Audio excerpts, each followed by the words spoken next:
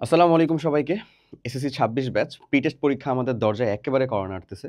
আর এতদিন ধরে আমরা সায়েন্সের সাবজেক্ট বা গ্রুপ সাবজেক্টগুলোর প্রতি বেশি মনোযোগ দিয়ে পড়াশোনা করছি, সেগুলো বেশি কমপ্লিট হইছে। বাট অবভিয়াসলি ভালো ফলাফল করার জন্য আমাদের ঠিক গ্রুপ সাবজেক্টের বাইরে যে সাবজেক্টগুলো আছে সেগুলোও যথাযথ যেহেতু গুরুত্বপূর্ণ। তাই তোমাদের সামনে আজকে আমরা আমাদের বাংলা, বিজিএস এবং ধর্ম এই ৩ টা সাবজেক্টের A to Z ডিটেইলস প্রি-টেস্টের যে প্রিপারেশন সেটা নিয়ে আলোচনা করব। এবং এই পরীক্ষাগুলোতে আমরা ভালো মার্ক উঠানোর জন্য এক্স্যাক্টলি আমাদের যে কয়েকটা ধাপ আছে যেগুলো কমপ্লিট করতে হবে, সেটাও এই ভিডিও শেষে তুমি পেয়ে যাবা। সো ভিডিওটা সম্পূর্ণ দেখো। আমি তোমাকে আমার ব্যক্তিগত এক্সপেরিয়েন্সটা বলব যে ভাই আমি তো মেইন ফোকাস ছিলাম গ্রুপ সাবজেক্টগুলোতে, অ্যাজ ইউজুয়াল সবাই থাকে। গ্রুপ সাবজেক্টের মধ্যে আবার কিউ সাবজেক্টে ধরো কম ফোকাস থাকি। But what ever it is, ultimately এর পাশাপাশি আমার যে টোটাল মার্ক কন্ট্রিবিউশন, আমি যদি টার্গেট থাকে ১২০০ প্লাস আমাকে মার্ক নিয়ে আসতে হবে বা এরকম একটা ভালো মার্ক গ্র্যাব করতে হবে, তাহলে তো আমাদের গ্রুপ সাবজেক্টের বাইরের সাবজেক্টগুলোতেও সেম কন্ট্রিবিউট করে, কারণ ওরাও তো সেম মার্কই নিয়ে রাখে থাকে না। প্লাস হচ্ছে সেখানে আবার লেখার পরিমাণও বেশি, আবার এখানে প্র্যাকটিক্যালও নাই। তাই এখানে ভালো করার জন্য কিছু স্পেসিফিক পয়েন্ট আছে, কিছু স্পেসিফিক জায়গা আছে, যে স্পেসিফিক জায়গাগুলো বা পয়েন্টগুলোকে খুব ভালো মতন মেনটেন করে তোমাকে চলতে হবে। চলো এই টিপস অ্যান্ড ট্রিক্সগুলোকে বলে ফেলি তোমাদের সামনে। আর তার আগে আসো আমরা বাংলা ফার্স্ট, আমাদের রিলিজিয়ন এবং বিজিএস এর জাস্ট সিম্পল প্রি টেস্টের প্রিপারেশনের জন্য সাবজেক্ট ওয়াইজ সাজেশন নিব। এই সাজেশনগুলো কেমন এবং কিভাবে করা, ম্যাক্সিমাম যে জিনিসটাকে ফলো করার চেষ্টা করা হয়েছে সেটা হচ্ছে, যেহেতু টেস্টে তোমার ফুল সিলেবাস থাকবে, প্রি টেস্টের মধ্যে ম্যাক্সিমামই যেটা থাকার চান্সেস আছে সেটা হচ্ছে ক্লাস 10-এর লাস্ট হাফ। ক্লাস 10-এর, অর্থাৎ তোমরা তো ক্লাস 10-এই আছো অ্যাকচুয়ালি, ক্লাস 10-এর লাস্ট হাফের পার্টগুলো। সো লাস্ট হাফের পার্টগুলোর ভিতরে এই এই যে আমি 3টা হচ্ছে সাবজেক্টের কথা তোমাকে বলতেছি, এখানে বাংলা সেকেন্ড এবং ইংরেজি সেকেন্ডকে বাদ দেওয়া হয়েছে, আইসিটিকে বাদ দেওয়া হয়েছে, সেগুলো রিলেটেড আরেকটা ভিডিও ভাই ইনশাল্লাহ দিব।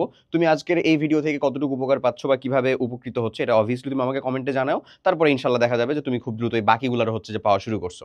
আসো আমি যদি একটু বলি, তোমার প্রথম কথা হচ্ছে যে বাংলা ফার্স্ট পেপার, এই বাংলা ফার্স্ট পেপারের লাস্ট হাফের পার্টগুলা গদ্য পদ্য থাকবে, এর সাথে হচ্ছে আমাদের যে ১৯৭১ আছে, এই ১৯৭১টা তো কি সবার জন্যই পড়তে হবে, এটা তো বুঝতেছই, তাই না?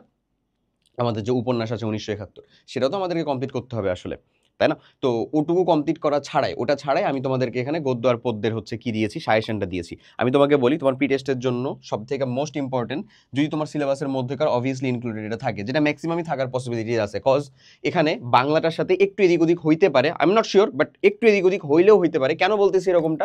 কারণটা হচ্ছে যে স্কুল ওয়াইজ সিলেবাস কিছুটা ভ্যারি করতে পারে। স্যারের যদি ইচ্ছা হয় যে আমি এটা এখন পড়াবো, সেটা তখন পড়াবো, কোনো প্রবলেম নাই। বাট টেস্টে সম্পূর্ণ পড়তে হবে, মানে শর্ট সিলেবাসে যেটুকু আছে সম্পূর্ণ পড়তে হবে, আবার হচ্ছে যে ধরো ফাইনালে সম্পূর্ণ পড়তে হবে। সো স্ট্যান্ডার্ড ধরে আমরা যে জিনিসটা তোমাদেরকে সাজেস্ট করতেছি সেটা হচ্ছে, তোমার গদ্যের জন্য এই 3টা তুমি হচ্ছে পড়ো, শিক্ষা ও মনুষ্যত্ব।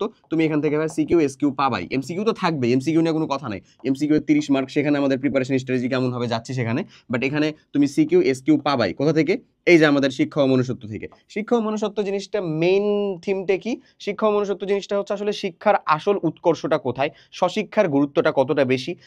আমরা এখন এই বয়সে থাকতেই আসলে আমাদেরকে জোর করে পড়ানো হচ্ছে নাকি ইচ্ছাকৃতভাবে আমরা পড়তেছি, শিক্ষার মৃত্যুটা কোথায় হয়, A to Z জিনিসপাতি আসলে আলোচনা করা হচ্ছে আমাদের এই প্রমোদ চৌধুরী শিক্ষা ও মনুষ্যত্ব এখানে, তাই না ভাই? আচ্ছা। সো হ্যাঁ, শিক্ষা ও মনুষ্যত্ব এই জায়গার ভিতরে। সো আমরা আশা করি এই জিনিসটা ডিটেলসে পড়বো। প্রমোদ চৌধুরী ছিলেন, আচ্ছা যাই হোক, ভুল হতে পারে, দেখো ওই জিনিসটা। তারপরে প্রবাস বন্ধু, এই প্রবাস বন্ধুর কাছে যে নিকট যে চিঠিটা প্রেরণ করা হয়, ওই চিঠির যাবতীয় যা যা কিছু ডিটেলস, যা কিছু প্রয়োজনীয় ওখানে, প্রবাস বন্ধু এখান থেকেও তুমি স্পেসিফিক তোমার জয়টা আছে তার ভিতর থেকে, ধরো তোমার ওখানে যদি 5টা মতন গদ্য থেকে থাকে, বিলিভ মি তুমি এই 3টা পড়ো, তুমি এই 3টা থেকে ইনশাল্লাহ হচ্ছে যে কমন পাবা, ওখানে কমন পাবাই। ওকে, কি কমন পাবা আসলে? সিকিউ এসকিউ ইনশাল্লাহ আসবে। এরপরে আসা হচ্ছে 21-এর গল্প। যেহেতু আমাদের মানে স্বাধীনতার একটা রেস চলতেছে এখানে, এবং যেহেতু হচ্ছে যে 1971-এর যে আমাদের চিন্তাভাবনা ছিল বা 1971-এর যা কার্যক্রম, সেটা আমাদের এখানে উপন্যাসের মধ্যে ইনক্লুডেড হয়ে যাচ্ছে, তাহলে হচ্ছে 21-এর গল্প, ভাষা আন্দোলন, যেটাও অনেক অবভিয়াসলি একটা ভাইটাল পার্ট, সেই পার্টটাকে ইনক্লুড করার জন্য আমাদের 21-এর গল্প এখানে। পদ্য থেকে যদি আমরা বলি, তাহলে তোমাকে পাওয়ার জন্য এই স্বাধীনতা, এটা মাস্ট, এটা আমাদের সময় থেকে গুরুত্বপূর্ণ ভাইয়া। হ্যাঁ, ইভেন এইটা থেকে আসলে সারাংশ লিখতেও আসতো, বুঝছো? সারাংশ সারমর্ম আমরা লিখ না, এটা থেকে তো সারমর্ম হবে। সো সারমর্ম লিখতেও হচ্ছে যে এখান থেকে আসতো। সো তোমাকে পাওয়ার জন্য এই স্বাধীনতা, এটার মেইন থিমটা বুঝে কিভাবে কি হয়েছিল, কেন এখানে মানে কোনটা সকিনা বিবির কপাল ভাঙলো, ও জলপাই রঙের ট্যাঙ্ক আসলো, A to Z যে জিনিসপাতিগুলো আছে, এগুলোর প্রত্যেকটা উপমা কোন জিনিসটাকে ইন্ডিকেট করে আসলে, এটার ব্যাক এন্ডের ঘটনাটা কি, কবিতার মেইন থিমটাই হচ্ছে আসলে এটা। তুমি যদি এটা জানতে পারো, মূল ভাবটা যদি বুঝতে পারো, তাহলে তোমার জন্য নন সায়েন্স বা আমাদের যে গ্রুপ সাবজেক্টগুলো আছে সেই গ্রুপ সাবজেক্টগুলোতে মার্ক উঠানো কোয়াইট ইজিয়ার। তারপরে আর জাস্ট একটা ধাপ বাকি থাকে। এরপরে আসো, আমি কোনো আগন্তুক নই, এইটার উপমাগুলোও যথেষ্ট গুরুত্বপূর্ণ, ইম্পর্টেন্সটাও এর অনেক ইম্পর্টেন্ট। ঠিক আছে, ইম্পর্টেন্স অনেক বেশি। এরপরে আমাদের যে 1971 সেটা তো সবার জন্যই আছে, তোমার এক্স্যাক্টলি কতটুকু আছে, যেহেতু আমাদের সহপাঠ অংশ থেকে কোশ্চেন হবেই মাস্ট, এটা তুমিও জানো এবং সেখান থেকে উত্তর লিখতে তুমিও পছন্দ করো। সো ওইটার মানে একেবারে সুন্দর করে সারাংশ বুঝে ইম্পর্টেন্ট জায়গাগুলোকে দেখে দেখে দেখে দেখে কমপ্লিট করবা। এই সব জিনিসপাতিগুলোকে এই টু যে ডিটেলস আকারে আমাদের অনস্টপ একাডেমিক প্রোগ্রামের ভিতরে, মানে একাডেমিক প্রোগ্রামের মধ্যে খুব সুন্দর মতন বুঝিয়ে দেওয়া আছে, খুব সুন্দর মতন বুঝিয়ে বলিয়ে দেওয়া আছে যে এখান থেকে ভাই এই পোর্শনগুলো থেকে আলটিমেটলি সিকিউ আসতে পারে, এবং যে সিকিউগুলো আসার কথা আছে, যে সিকিউগুলো মেইনলি আসে বা আসতে পারে, সেই সিকিউগুলোর ভিতর থেকে তোমাকে কতটুকু লিখলে, কতটুকু পরিমাণে লিখলে, কোন জিনিসগুলোকে ইনক্লুড করে লিখলে তুমি আশা করি শতভাগ মার্কটা উঠে নিয়ে আসতে পারবা, সেটাও দেওয়া আছে। এছাড়াও তুমি আমাদের যে ইউটিউব চ্যানেল, এই ইউটিউব চ্যানেলের ভিতর থেকে যদি করো, কি বলে যে আমাদের চ্যানেলের মধ্যে যাও, চ্যানেলের মধ্যে গেলে দেখবা যে তোমার প্রথমে একেবারে পুরো প্লে লিস্ট করে দেওয়া আছে আমাদের নবম দশম শ্রেণীর জন্য আছে, প্রত্যেকটা ক্লাসেরই আছে, বাট নবম দশম শ্রেণী যেহেতু নিয়ে আলোচনা করতেছি আছে সেখানকার ক্লাসগুলোকেও তুমি দেখে থাকতে পারো। ঠিক আছে, এটার সাথে যেটা মিলবে সেটা দেখে তুমি তোমার প্রিপারেশনটাকে কমপ্লিট করতে পারো। ওকে, আচ্ছা, এরপরে চলে আসো আমরা যদি রিলিজিয়ান, ধর্ম। এখানে তো চ্যাপ্টার কম, কন্টেন্ট বেশি অ্যাজ ইউজুয়াল, মানে কন্টেন্টের পরিমাণটা হচ্ছে আমাদের বেশি, চ্যাপ্টারের পরিমাণটা হচ্ছে আমাদের কম। এখন এই ধর্ম জিনিসটাকে আমি কিভাবে পড়তাম, কেমনে বুঝতাম, আমি বলি। ফার্স্ট অফ অল, চ্যাপ্টারের নাম হচ্ছে আমার আখলাক, চ্যাপ্টারের নাম হচ্ছে আমাদের আদর্শ জীবন চরিত। আমি যে কাজটা করতাম ভাইয়া সেটা হচ্ছে আখলাকের মধ্যে কয়টা হচ্ছে কন্টেন্ট আছে, ফার্স্ট অফ অল চিন্তা করব কয়টা হচ্ছে কন্টেন্ট আছে। আখলাক যে জায়গাটা, সে জায়গার মধ্যে কিন্তু সব থেকে বেশি বাণী, উক্তি, তারপরে হচ্ছে আয়াত, এগুলাকে যুক্ত করা আছে। হ্যাঁ, আয়াত, এই জিনিসগুলা কিন্তু আছে এখানে। সো এটা একটা প্লাস পয়েন্ট তোমার জন্য, যে তুমি আসলে যদি তাকওয়া নিয়ে পড়তেছো সেটার কোশ্চেন আসছে, গীবত নিয়ে পড়ছো সেটার কোশ্চেন আসছে, সুদ ঘুষ নিয়ে পড়ছো, আমি কিন্তু তোমাকে স্পেসিফিক বলে দিচ্ছি, আমি কিন্তু ফুল আখলাক চ্যাপ্টারকে তোমাকে দেই নাই, মানে যে চরিত্র সবকিছুই হচ্ছে যুক্ত করছি এমন নাই, এই যে তিনটা দিছি না, এই তিনটা হচ্ছে তোমার জন্য মাস্ট। তোমার পড়াশোনা বা এগুলাতে মনোযোগ দেওয়া একেবারে হয় নাই, তোমাকে প্রথম যে তিনটা কমপ্লিট করতে হবে সেটা হচ্ছে এই তিনটা, তোমার প্রি টেস্টের প্রিপারেশনের জন্য। তোমার কাছে যদি আরো সময় থাকে, তুমি যদি আরো পড়তে পারো, very good, no problem, but আমি তোমাকে রিকোয়েস্ট করবো এই তিনটা না পড়ে তুমি যেও না। এখান থেকে ফ্রিকুয়েন্ট কোশ্চিন হয়, প্রিভিয়াস ইয়ারের কোশ্চিন আলোচনা করে থেকে শুরু করে এই বছরের পটেনশিয়ালিটি দেখে আমরা ইজিলি আশা করি যে এই তিনটাকে আমরা সব থেকে ইম্পর্টেন্সের দিক দিয়ে রাখতেছি, আগায় রাখতেছি আখলাকের ভিতরে। এখন এই জায়গাগুলোর ভিতরে যে বাণী, উক্তি, আয়াত সব থেকে বেশি, বাণী, উক্তি, আয়াত যেহেতু সব থেকে বেশি, দ্যাটস ওয়াই আমি যদি আমার ওই রেলিভেন্ট জিনিসটাকে খালি উদ্দীপকের সাথে সংযুক্ত করে টানতে পারি এবং সঠিক রেফারেন্স দিতে পারি, আমি ওখানে কিন্তু ফুল মার্ক পাবো, ফুল মার্ক গ্র্যাব করতে পারবো। এক্ষেত্রে দেখা যায় মাদ্রাসা ব্যাকগ্রাউন্ডের যে মানুষজনগুলো আছে তারা অবভিয়াসলি একটা অ্যাডভান্টেজে থাকে, হ্যাঁ, বাট অন্যান্যরা যে পারে না এমন না, আমি নিজে পারতাম। তবে বিলিভ মি, সবসময় চেষ্টা করো উক্তিটা তো একেবারে মানে এক্স্যাক্ট যে উক্তি সেটাই লেখার চেষ্টা করো, নাউন, প্রোনাউন, সর্বনাম, মানে নাউন, প্রোনাউন, সর্বনাম তো একই জিনিস হলো, অ্যাডজেক্টিভ থেকে শুরু করে যা কিছু আছে সবকিছুই অ্যাকুরেটটা মানে এক্স্যাক্টটা লেখার চেষ্টা করো। ওটা যদিও একটু এদিক ওদিক হয়ে যায় কখনোই, যে আয়াত, হাদিস, হ্যাঁ, এই জিনিসগুলোকে ভাইয়া মানে নিজের মতন করে চেঞ্জ করো না, এটা আমার তরফ থেকে রিকোয়েস্ট একটা। ঠিক আছে, যে তোমাকে এখন একটা ওই যে ওইটার সাথে মানে ওইটার সাথে আর কি রিলেভেন্ট করার জন্য টানতেই হচ্ছে, এরকমটা কাজ করতে যেও না। ঠিক আছে, এটা যদি টিচার আসলে দেখতে পারে বা বুঝতে পারে, তাহলে তোমার ফুল খাতার উপরে, যেটা হয়তো বা তুমি পরে কিছু ভালো লিখছিলা, সেটার উপরে একটা নেগেটিভ ইম্প্যাক্ট থাকবে।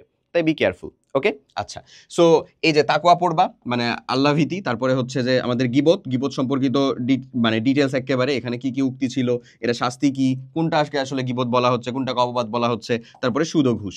ঠিক আছে, আচ্ছা, এরপরে আদর্শ জীবন চরিত্রের মধ্যে মহানবী হযরত মুহাম্মদ সাল্লাল্লাহু আলাইহি ওয়াসাল্লাম এর বিদায় হজ মাস্ট অবভিয়াসলি। হ্যাঁ, মক্কা বিজয়ের অবস্থাও রয়েছে, বাট তৎকালীন সামাজিক অবস্থা থেকে সিকিউ এর পরিমাণটা বেশি আসে, যা কিছু দেখছি। ঠিক আছে, আর তোমাদের হচ্ছে যে আমাদের ইমাম বুখারী এবং আমাদের মানে ওই যে ইমাম হানিফ রহমতুল্লাহ এবং ইমাম বুখারী, এনাদের দুজনের মধ্যে ইমাম বুখারীটা হচ্ছে খুব ভালো মতন করে পড়বা, ইনশাল্লাহ তুমি কমন পাবা।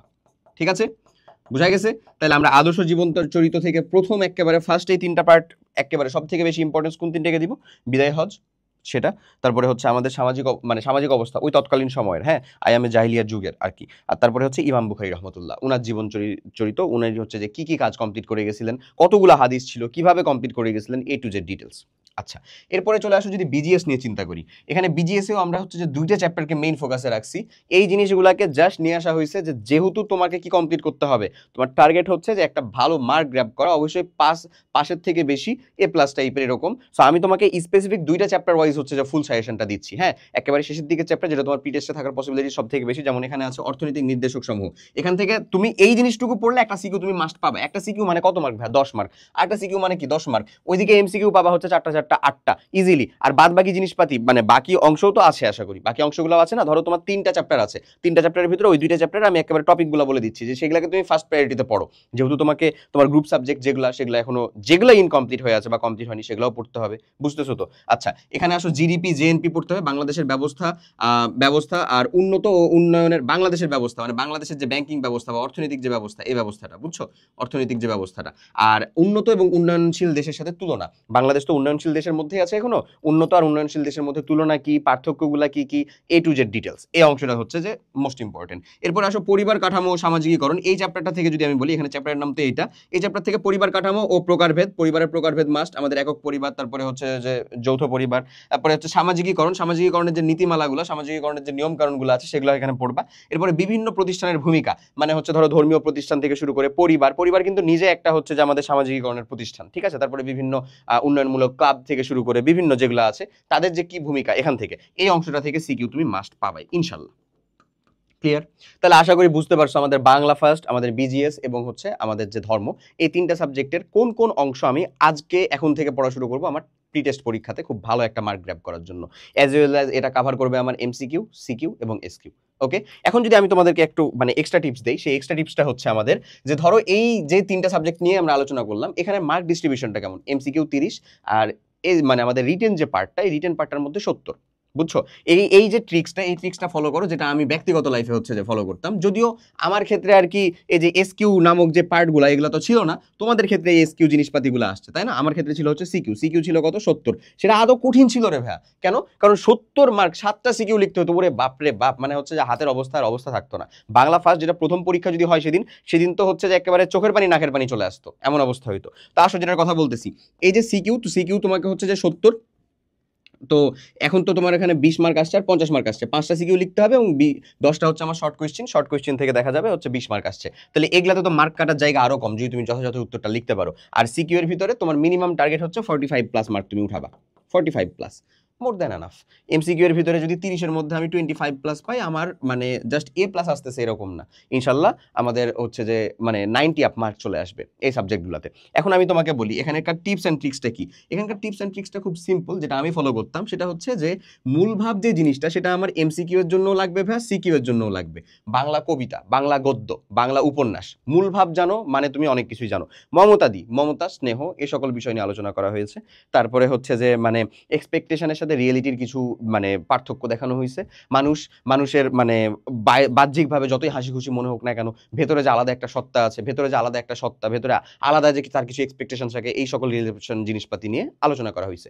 এই যে মূলভাব জিনিসটা যদি তুমি ধরতে পারো, তুমি সেটা সিকিউ এমসিকিউ ইনশাল্লাহ পারবা, ঠিক আছে?